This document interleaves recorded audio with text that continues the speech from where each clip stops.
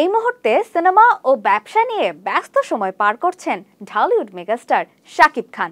তবে শত ব্যস্ততার মাঝেও বিশ্ব টয়লেট দিবস উপলক্ষে হাইজেনিক টয়লেট নিয়ে একটি সচেতনতামূলক ক্যাম্পেইনে অংশ নেন তিনি। আর সেখানে হাজির হয় এক ঝাঁক তারকা, তাদের মধ্যে অভিনেত্রী পূজা চেরিও উপস্থিত ছিলেন। ক্যাম্পেইনে অংশ নিয়ে অল্পের জন্য বড় দুর্ঘটনা থেকে রক্ষা পেয়েছেন ঢালিউড মডেল ও অভিনেত্রী পূজা চেরি। শাকিব খানের অনুষ্ঠানে শুভেচ্ছা দূত হিসেবে অংশ নিয়েছিলেন তিনি। সেখানে উপস্থিত হওয়ার সময় এক দুর্ঘটনায় পড়েন এই অভিনেত্রী। কি হলো এই অভিনেত্রীর সঙ্গে, চলুন দেখি।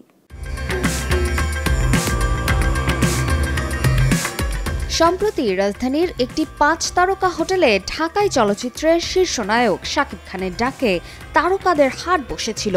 উপলক্ষ ছিল একটি ক্যাম্পেইনের উদ্বোধন।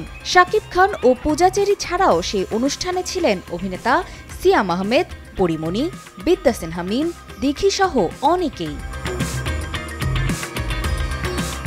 সামাজিক যোগাযোগ মাধ্যমে দেখা গেছে শাকিবের ওই অনুষ্ঠানে নীল রঙের একটি স্লিভলেস গাউন পরে উপস্থিত হন পূজা চেরি।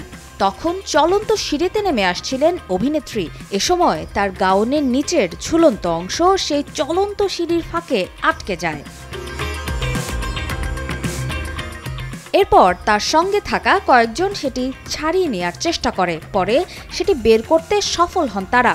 ভয়ানক এই দুর্ঘটনা থেকে রক্ষা পাওয়ার পর সবাই তাকে নিয়ে চিন্তিত হয়ে পড়েছিলেন।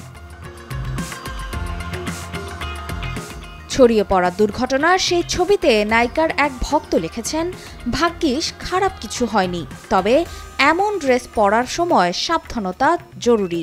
আরেক নেটিজেন খানিকটা কটাক্ষ করে লিখেছেন, যে পোশাক সামলাতে পারে না সে পোশাক পরতে যায় কেন? বর্তমানে পূজা কোনো সিনেমায় অভিনয় করছেন না। বিগ বাজেটের ভালো গল্পের সিনেমা ছাড়া অভিনয় করবেন না বলে জানান এই অভিনেত্রী।